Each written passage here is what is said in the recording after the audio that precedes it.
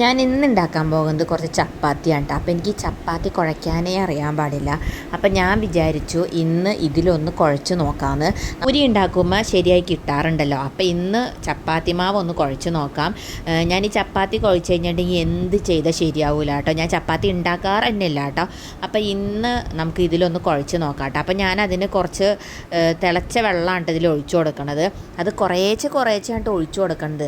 ഇത് നമ്മൾ സാധാരണ കൈ കൊണ്ട് കുഴക്കണേക്കാൾ നന്നായിട്ട് കുഴഞ്ഞു കിട്ടും, നല്ല സോഫ്റ്റായി കിട്ടും കേട്ടോ. പക്ഷേ വെള്ളം ഒരുപാടായി കഴിഞ്ഞിട്ടുണ്ടെങ്കിൽ ഉണ്ടല്ലോ അതിൻ്റെ സൈഡിലൊക്കെ ഇങ്ങനെ ഒട്ടിപ്പിടിച്ചിരിക്കും. അപ്പോൾ നമ്മൾ കുറേശ്ശെ വെള്ളം വേണം ഒഴിച്ചു കൊടുക്കാൻ വേണ്ടിയിട്ട്.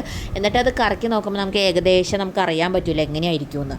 വെള്ളം എങ്ങാനും കൂടിക്കഴിഞ്ഞിട്ടുണ്ടെങ്കിൽ ഉണ്ടല്ലോ പിന്നെ നമുക്കത് കളയാനേ പറ്റുള്ളൂ. അതുകൊണ്ടാണ് ഞാനിങ്ങനെ കുറച്ച് ഒഴിച്ചു കൊടുക്കണത് കേട്ടോ. ഇപ്പം ഞാനിന് കുറച്ച് ഒഴിച്ച് അത് ഇച്ചിരി അധികമായോ എന്നൊരു ഡൗട്ട് എനിക്കില്ലാതില്ല. എന്നാലും നമുക്കൊന്ന് നോക്കാം കേട്ടോ. വലിയ കുഴപ്പമില്ല, അത് നല്ല ഉണ്ടപ്പരുവായിട്ട് വരണുണ്ട് കേട്ടോ. പക്ഷേ എന്നാലും എനിക്കത് വെള്ളം അധികമായിട്ടുണ്ടെന്ന് എനിക്ക് തോന്നുന്നുണ്ട് ചെറിയ രീതിയിൽ. ഇനിയിപ്പോൾ ഇതിൽ വെള്ളം അധികമായി കഴിഞ്ഞിട്ടുണ്ടെങ്കിൽ പൊടി ചേർത്താലോ അത് ശരിയാവോ എന്ന് എനിക്കറിയില്ല കേട്ടോ. നമുക്ക് നോക്കാം എന്തായാലും വെള്ളം അധികമായിട്ടുണ്ടോയെന്ന്. വലിയ കുഴപ്പമില്ലാത്തതുകൊണ്ടാണ് കിട്ടിയത്. എന്നാൽ ഒരു കുറച്ച് വെള്ളം അധികമായിട്ടുണ്ടെന്ന് തോന്നുന്നു. അതെടുത്തിട്ടേ ഉരുട്ടിയെടുത്തപ്പോൾ എനിക്ക് കയ്യിൽ ഒട്ടിപ്പിടിക്കണമെന്ന് തോന്നിയിട്ടുണ്ട്. ഞാൻ കുറച്ചതിൽ ഓയിൽ ചേർത്തിട്ടാണ് അതൊന്ന് കുഴച്ചെടുത്തത്. എന്നാലും കയ്യിലൊക്കെ ഇങ്ങനെ ഒട്ടിപ്പിടിക്കുന്നുണ്ട്. അപ്പോൾ ഒരു കുറച്ച് വെള്ളം അധികമായിട്ടുണ്ട്. അപ്പോൾ ഞാൻ നന്നായിട്ട് ഓയിലൊക്കെ പുരട്ടിയിട്ട് നന്നായിട്ട് ഒന്ന് കുഴച്ച് ഞാൻ കുറച്ച് നേരം ഒന്ന് വച്ചിട്ടുണ്ടായിരുന്നു ഒരു 10 മിനിറ്റ്. അത് കഴിഞ്ഞിട്ടാണ് ഞാനിപ്പോൾ ചപ്പാത്തി ഉണ്ടാക്കാൻ വേണ്ടി ഇത് എടുത്തേക്കണത്.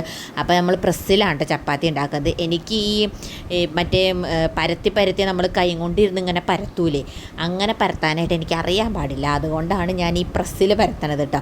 അപ്പോൾ ഇതുപോലെ ചെറിയ ചപ്പാത്തികളാണ് നമ്മൾ ഉണ്ടാക്കണേ കേട്ടോ. എന്തായാലും ഇതിന് നല്ല സോഫ്റ്റായിട്ട് വന്നിട്ടുണ്ട് കേട്ടോ. അങ്ങനെ ഭയങ്കരമായിട്ട് പോളച്ചില്ലെങ്കിലും കുഴപ്പമൊന്നുമില്ല കേട്ടോ. നല്ല സോഫ്റ്റാണ് ഇതിന്. എന്നാലും ഏതെങ്കിലും ഒരെണ്ണമെങ്കിലും ഒന്ന് പൊളച്ചിരുന്നു എങ്കിൽ എന്ന് ഞാൻ ആഗ്രഹിച്ചിട്ടാണ് ഞാൻ ഈ അമർത്തിയും കൊണ്ടിരിക്കണത് കേട്ടോ. ഞാൻ നന്നായിട്ട് അമർത്തി കൊടുക്കണം കേട്ടോ. അങ്ങനെയെങ്കിലും ഇതൊന്ന് വീർത്ത് വന്നെങ്കിൽ എന്ന് വിചാരിച്ച് അങ്ങനെ ഞാൻ 2-3 ഉണ്ടാക്കി കഴിഞ്ഞിട്ട് ഒന്നും ഈ സാധനം വീർത്ത് വന്നില്ല കേട്ടോ.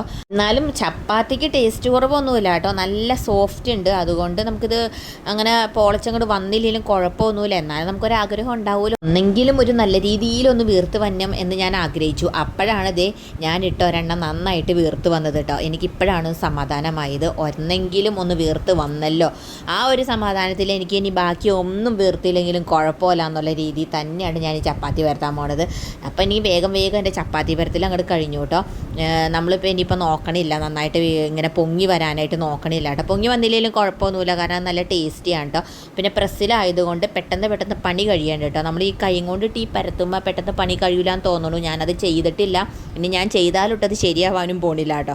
അതുകൊണ്ടാണ് നമ്മൾ പ്രസ് എടുത്തതാണ്. എന്തായാലും ചപ്പാത്തി പണി എളുപ്പമായിട്ടുണ്ട്, ടേസ്റ്റി ആയിട്ടുണ്ട്.